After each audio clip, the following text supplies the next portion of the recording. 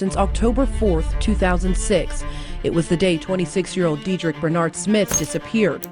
He's been missing since 2006. He had been missing for more than 15 years. A business known as Adventures with Purpose found his car submerged in Winston Lake. Less than a mile away from his last known location. So how did his team crack this case?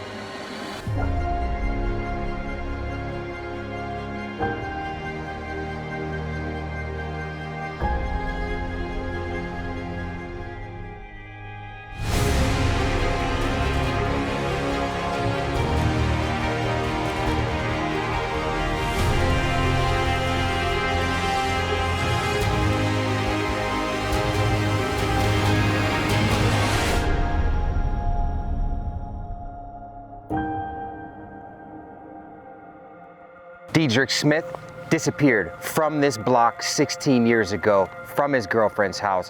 What happened? His girlfriend went to the store, she came home, and he was not there. And he has disappeared along with his 1993 Pontiac Grand Am. Now we know Dedrick's 1993 Pontiac Grand Am held a North Carolina license plate registration number of NYB3645. He's been missing since October 3rd, 2006 from right here in Winston-Salem, North Carolina. Is classified as missing and endangered. Date of birth is 8/8/1980, and he was 26 years old at the time of his disappearance. Today, he would be 41 years old. His height is 6'1", 178 pounds.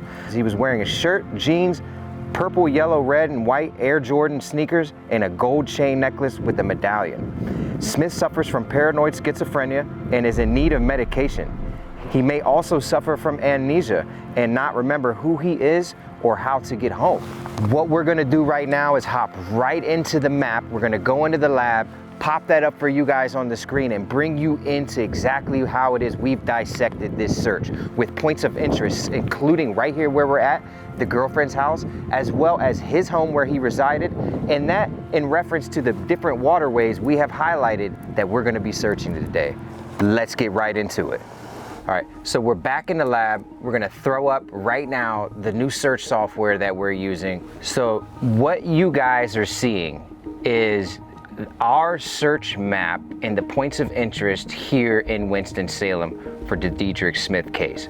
Now you're gonna see two circles around this search area.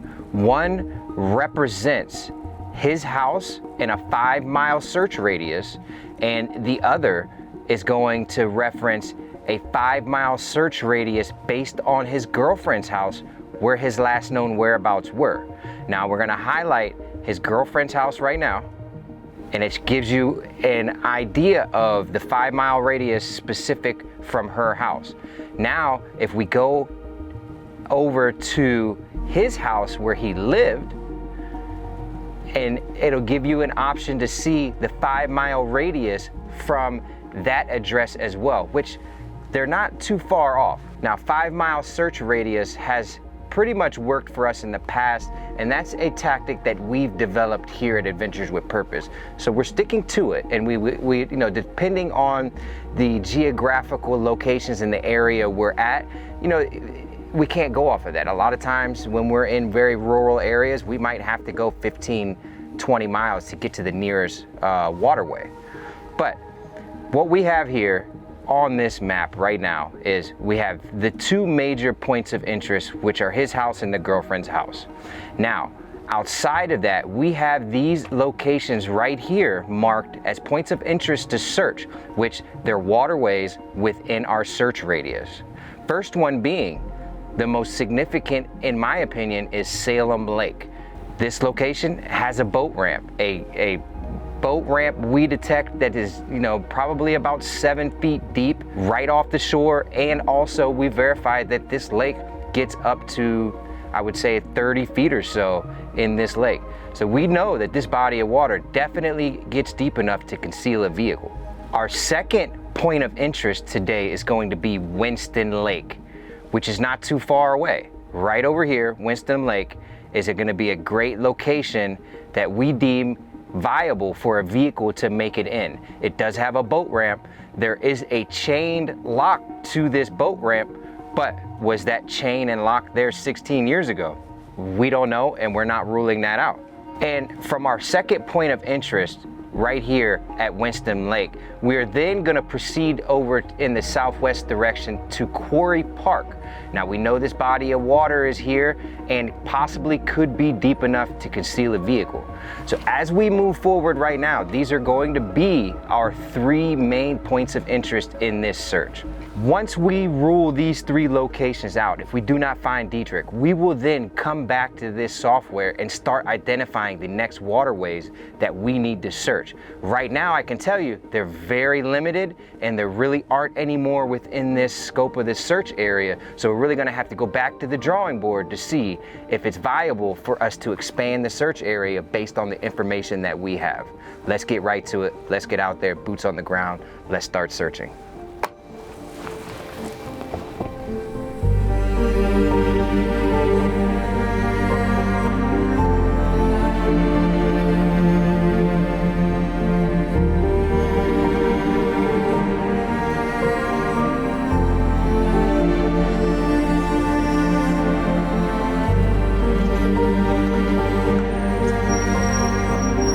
We're gonna go to this other location to put in. There's too much construction right here and it's shut down. Here at this location, it says no water access. Rather than fight with the people here, we're just gonna go around to the other side and put in. We'll just have to boat it up on this side and scan.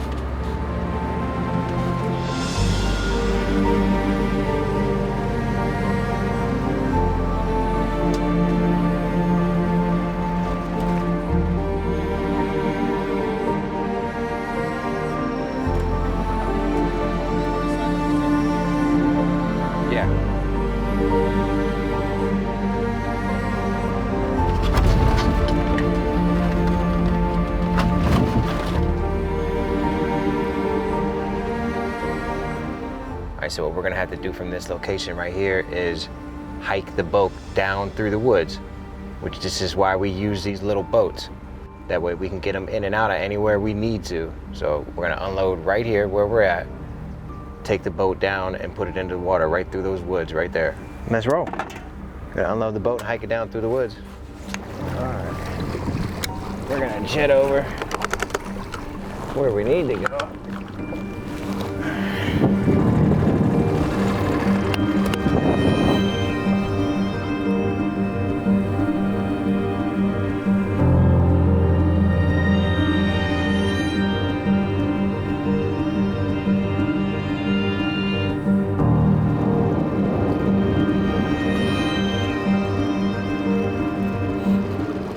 Area of concern right here. Let me bring you guys into what I'm looking at. It's 23 feet deep, 18 feet deep still. We're right here off the shore of this park where we pulled in at. And over here on Garmin Live Scope, you can see all the fish swimming by. And we're coming to where the boat ramp is right there. Let's see what's out here. Still 12 feet deep. And it just goes to show that the depth charts that we look up are severely wrong and they're not reliable whatsoever.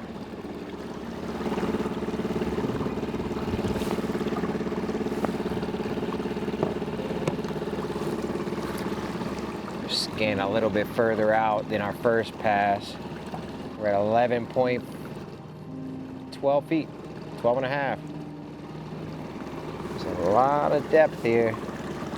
14.3 feet. Getting deeper.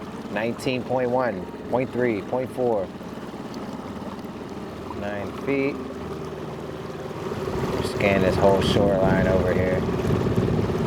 3 feet right here. Really shallow.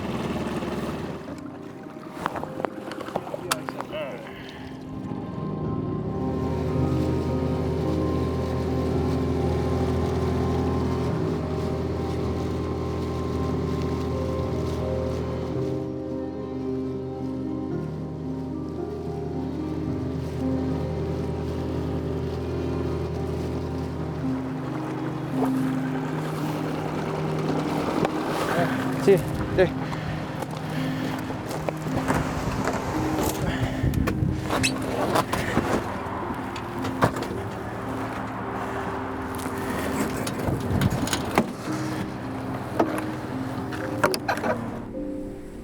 All right, so we just pulled up to our second location that we pointed out this morning, Winston Lake. This is the second most probable search area in the search for Mr. Smith. So let's go. It looks deep. Looks deeper. It makes sense, you know, if something happens here, it's kind of off the beaten path. If this was open at the time, you could definitely get a vehicle in here at night with nobody noticing. All right. We're at 5 feet right here, 7.5 feet, 8.5 feet, 9 feet, and I believe we have a car. I believe we have a car. Get a different scan on it. Should be coming up on it right now. There it is, that's a car. It's absolutely a car. Did we just find Dedrick? It's possible. Very possible. And 12.3 feet. There it is right there. That 100% is a vehicle. Right there. So let's get a magnet on it. I believe this body of water is closest to where he last was seen. You know, Dedrick suffered from paranoid schizophrenia. And there's a lot of different things that happen when someone is schizophrenic. We're gonna get me transitioned to shore after we mark this vehicle. We're gonna get me suited up with dive gear, comms, video, everything that we need to go down and see exactly what mystery this vehicle holds. And within an hour, we're gonna know for sure. So, back to Dedrick Bernard Smith and the circumstances leading up to his disappearance. We know that the police department and the family has released that he suffered from paranoid schizophrenia and amnesia. And I will say that those two details, combined with the fact that he was allowed to operate a motor vehicle, stick out to me and are very concerning. Yes, this is hindsight, and I know it's really difficult to take somebody's freedom as far as stopping them from driving, but it's very critical. You know, dementia, Alzheimer's, Huntington's disease, paranoid schizophrenia, amnesia, that, and in some cases diabetes with James Amabile. These conditions, you know, people should be seriously evaluated on whether or not they can operate a motor vehicle.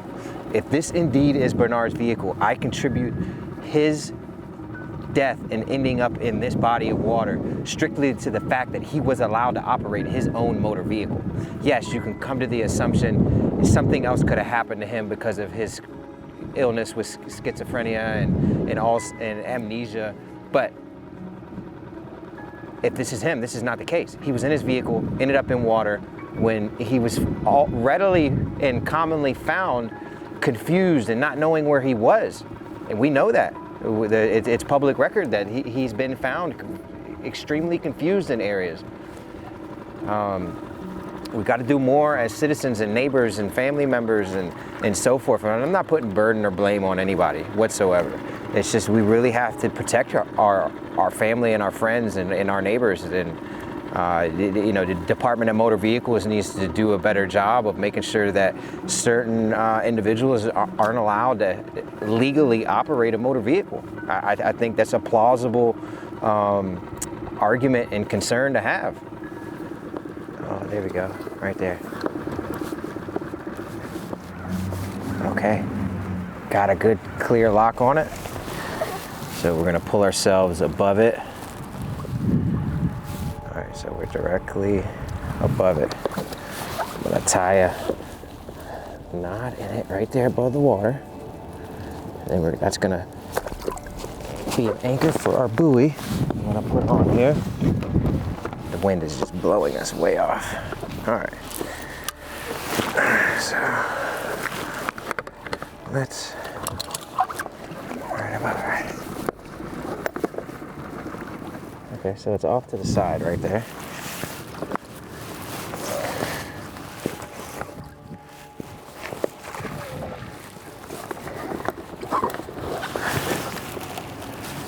Oh, right on it. All right, got the buoy on there. Very, very probable that this is Dedrick's vehicle. Let's hurry up, let's get in the water and see what we have.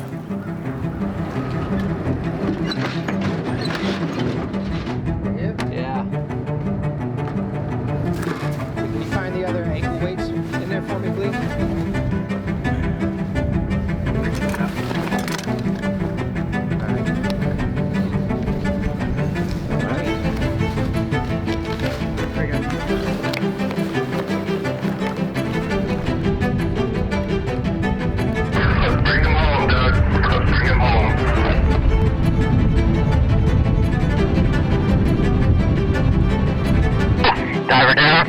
Diver down.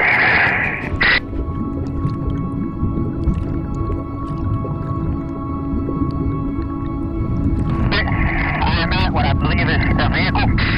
Definitely, I'm on it. We're looking for a 1993 turquoise Grand Am.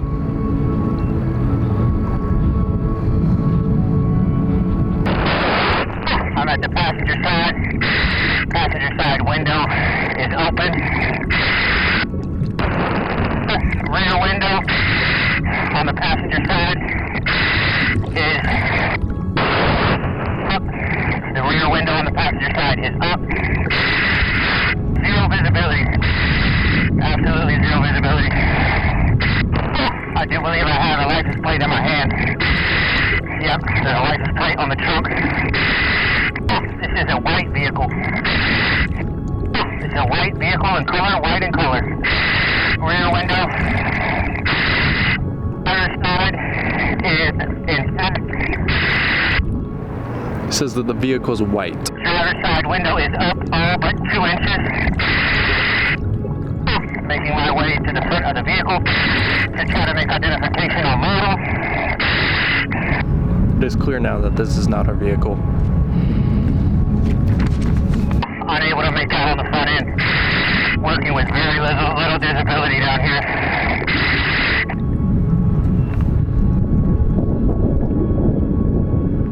Taking my knife out. I do feel an emblem. And hopefully, we can figure out if this is potentially connected to anything else. We have a Chrysler 200. Making my way up topside. He's making his way up topside.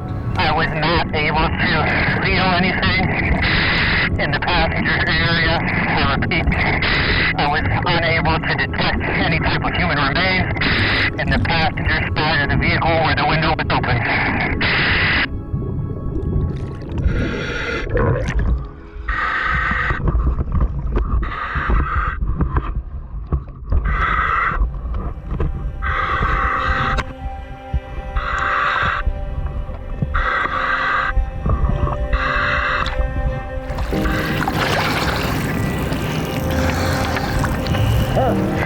This vehicle holds a registration of October of 2019.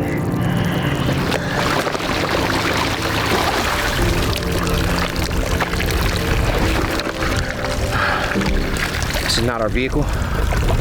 We're gonna call the police right now, inform them of this vehicle, do some research to see if this vehicle is connected to anything else, and then we're going on to the next body of water. We have more areas to search. Let's go.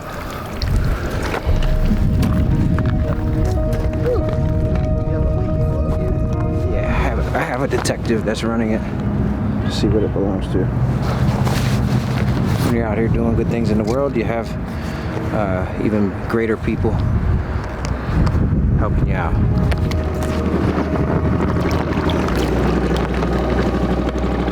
Just finish scanning. 75 feet still in either direction.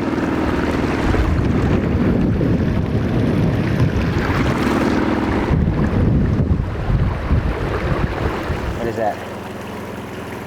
What is that? Oh yeah, we got another car right here. Right there. There's another car. Right in line with that trash can. Oh. Man.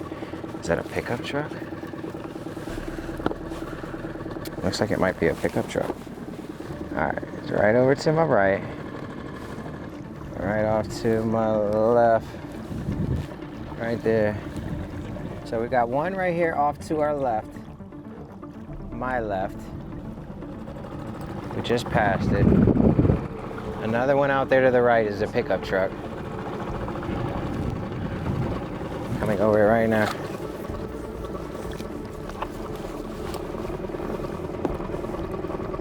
Oh yeah, I'm on it.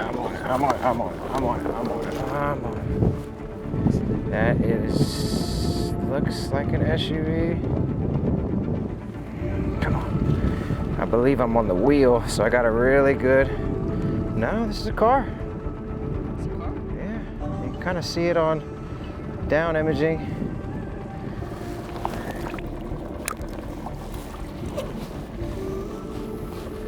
That is a car. It's got those funny roof marks though. That's definitely an SUV. And there's another one right there.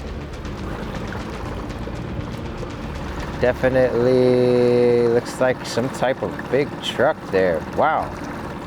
Maybe a tow truck. Maybe a tow truck. All right, let's go get some more buoys. That's good. Careful right there. It slips really fast. All right. We got to scan underneath this dock out here. Because as we know, docks get built on top of cars now. Getting really good readings of the dock over here, 13 feet deep. What do we have on this side over here? 11.2, 8 feet right here off this edge of this landing here. Something out there. I don't think it's a vehicle though. Up. Oh, what is that? It's like 30 feet long, whatever it is. What do we got out there? Is that a vehicle? Bunch of fish. Seeing all types of stuff out here, but I have to do a lot of scanning to make sure what we're seeing is legit. This entire roadway around here, that little fence you saw out there, never used to be there.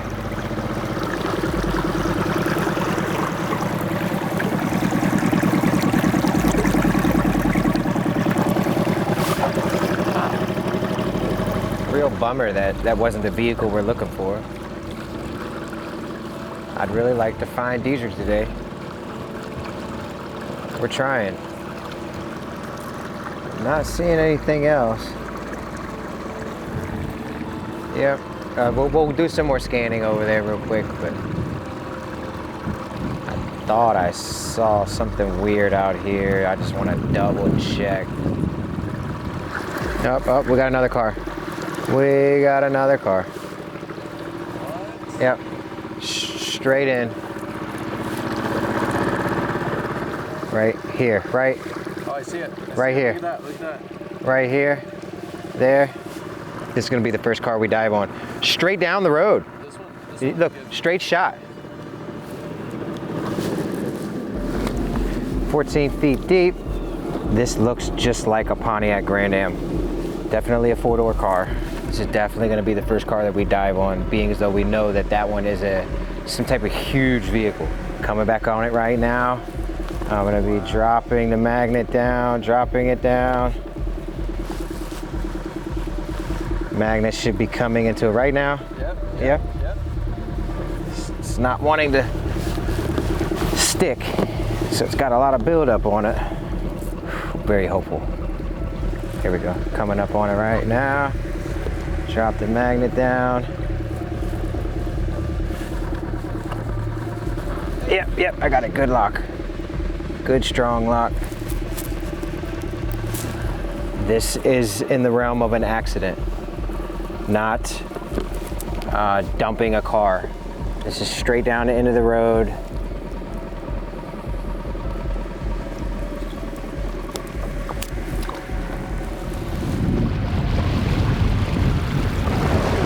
That's him.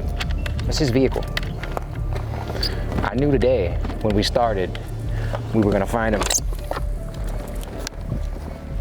Now I don't know for 100%, but I know that's his vehicle. I know my sonar. That's a Pontiac. That's a Grand Am. It's 1993. Let's get to it.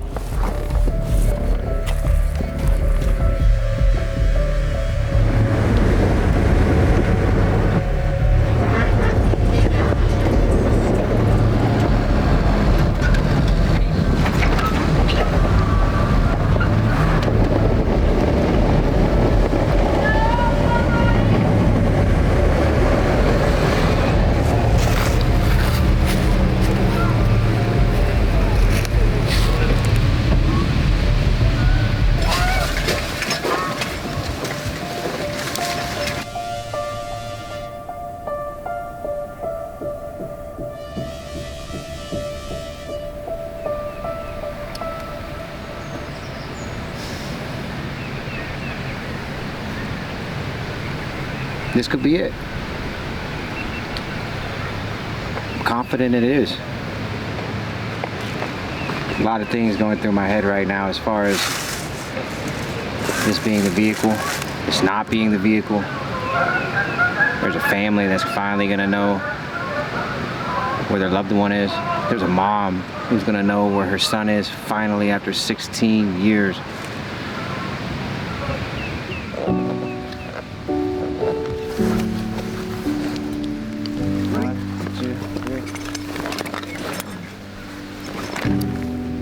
Connector.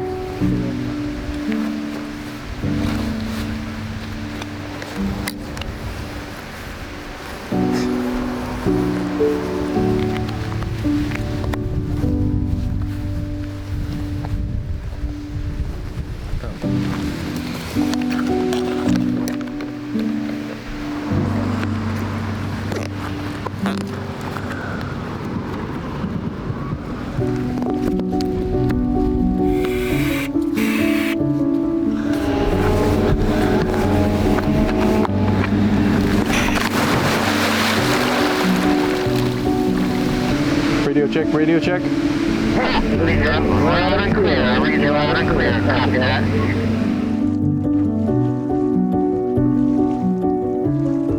Diver down. Diver is down.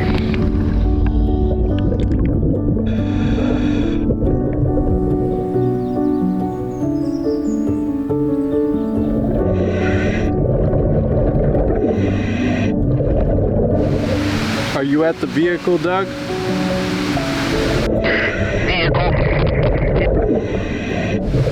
It's cutting in and out. It's cutting in and out, Doug.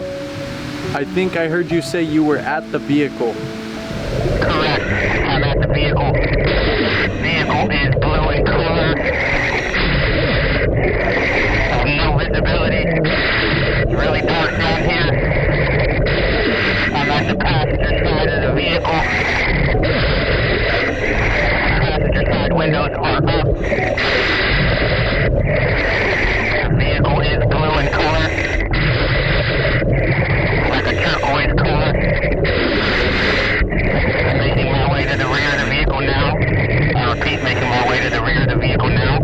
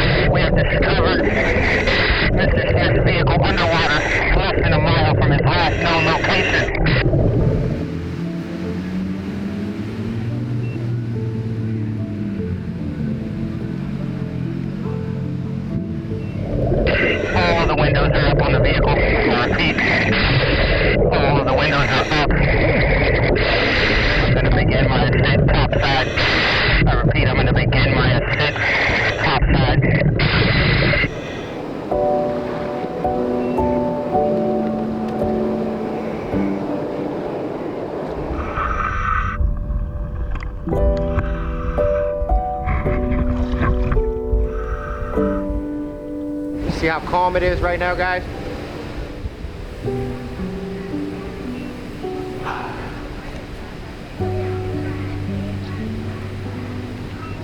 Can't believe we did it, guys. That's what this is all about. Doing the impossible. Relentlessness to accomplish the impossible makes it possible. Being willing to do what nobody else has done. It's just an accident. It's a road that leads right into here. You probably never saw it coming. Okay, and Mr. Bishop, I will send somebody out there. I'm Doug. I guess you were waiting on a call Yeah. from one of us. Yeah. Our CAD system went down Yeah. as soon as you called. And That's fine. They couldn't find your number. They couldn't do anything. So we. That's followed. fine. So my name is Doug. I'm with Adventures with Purpose. We're a volunteer underwater sonar search and recovery dive team. We travel the nation investigating cold cases. Okay. We do not charge law enforcement or families anything. After diving on it, I was able to confirm that it was the vehicle we were searching for. Okay. All the windows are up on the vehicle. Okay. So at that point, it's a crime scene. We do not disturb. Yeah. I did a full assessment. There's no other damage or anything on the vehicle. Okay. And at that moment, as soon as I got up, we reached out, told you guys, which is our normal process and what we do. I pulled the plate. I have the plate. Okay. And at this point, you know, we're here to offer you guys any help you need. Some jurisdictions might elect to do it during daylight in the morning. Honestly, that's kind of Shut down the park. because it's not going anywhere. Yeah, shut down the park. I can remove. I have a magnet on it. I can remove that. And if you want to wait till tomorrow, we can go out and remark it, rig it. we leave it? We can leave it. It's just if you worrying about somebody coming in here wondering where it is, they're gonna easily be able to find it with the marker on it. Yeah. It'd take me seconds to mark it again with sonar in the morning if that's what you wanted to do. But I know you guys have a whole process you got to go through at the moment.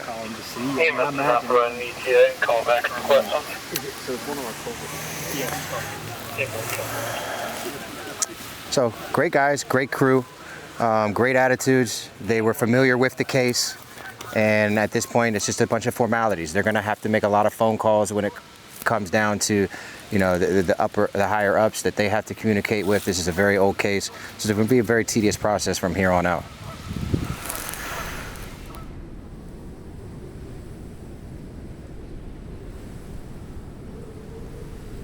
There's a beat officer that's going to come out, take the report, go from there, determine whether or not their dive team is going to hook it up, whether or not we will be helping and assisting with the recovery, and also whether or not that's going to take place tonight or tomorrow.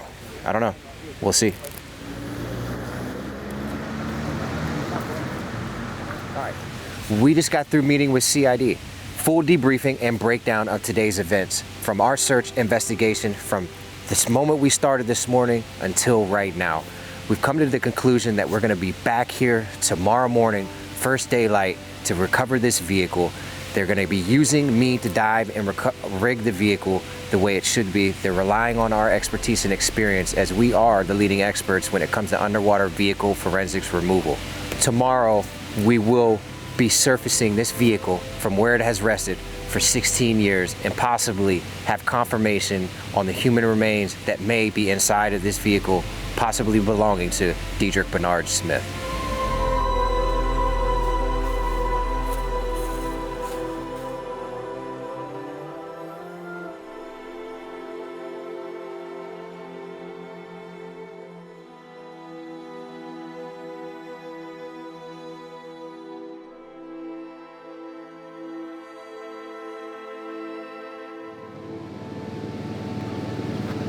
Straighten them all out, buddy.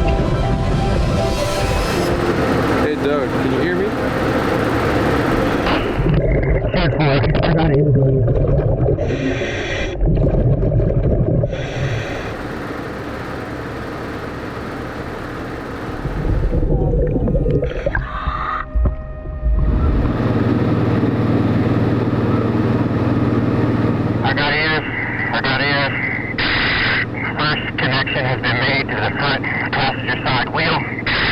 I'm going to begin to take the second strap down to get it connected. I'm going to need that big red strap ready when I get back. Heading back down. I'm heading.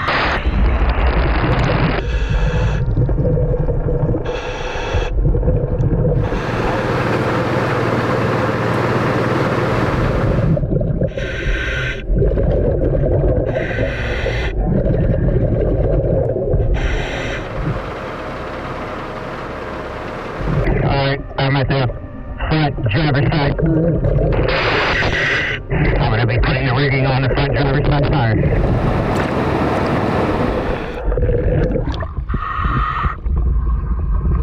Alright, front end is successfully rigged. I'm coming back for that big red strap.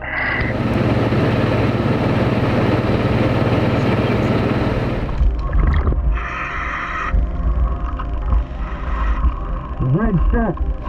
Red strap. Red strap. Red strap.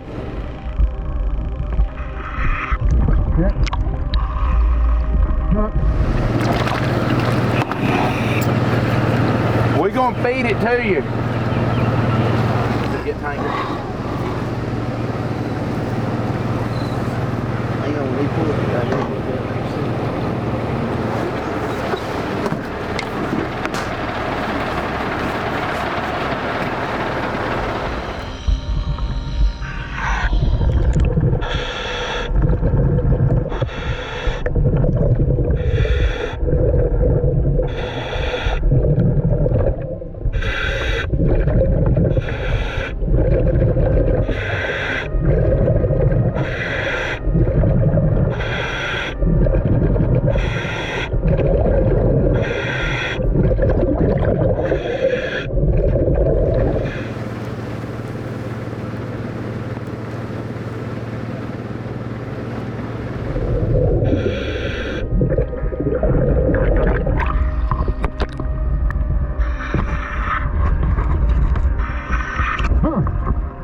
Yeah, I can give you, if you ain't got enough, I can pull you stuff. Right. Okay, just pull us backwards. Yep. And I'm gonna start laying it down.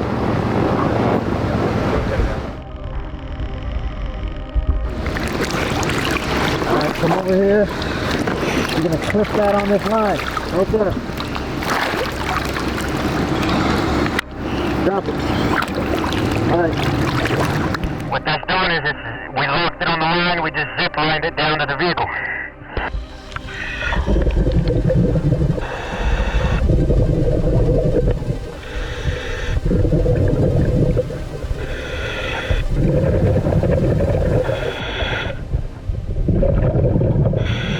When all the rigging is complete, connections are 100%. We'll get a good boom angle. I'm headed back over to the wall. Making my way back up the waistline as a guide.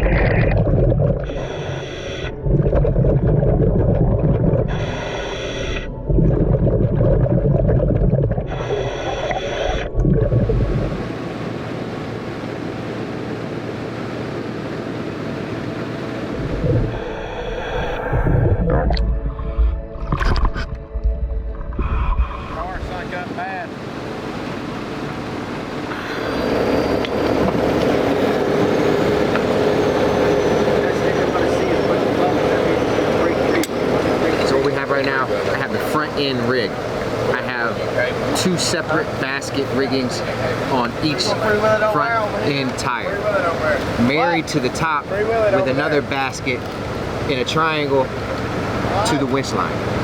So the second we start pulling on that car, it's a little bit at an angle, should break it free. The angle from the rotator, we're gonna take all the stages of it out, and we're gonna be pulling from an angle that's not only gonna be pulling it to shore, but pulling it up to break the suction from the bottom. So I'm very happy with the way that went. We're gonna have this car out of here in a few minutes.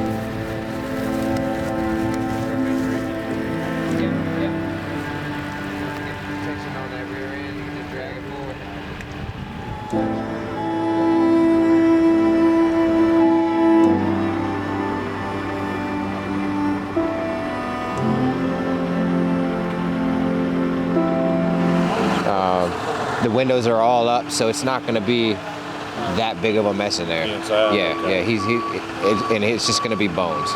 Yeah. And we may get busy and not have opportunity later to thank you guys so much. Yeah, and absolutely. God bless you for what you do. Yeah.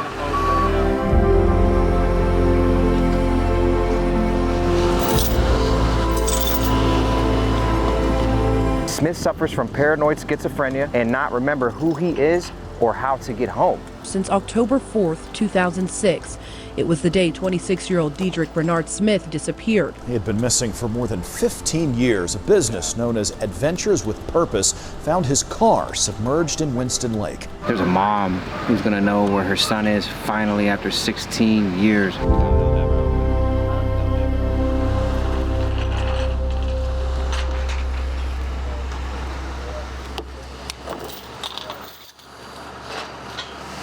Community. That's what Adventures with Purpose is about. You guys put us in the position to do this, to bring answers to families. That's what was done today. Huge community effort with the Winston-Salem Police Department, as well as William Foltz Record Service, bringing their rotator out on their own dime, volunteering their services to make all of this possible. I want to take a second to encourage each and every one of you to make sure that you subscribe, like, share these stories so another family can get help as well. Until next time, we're going to jump right back on the road to our next case. We will see you on the next one.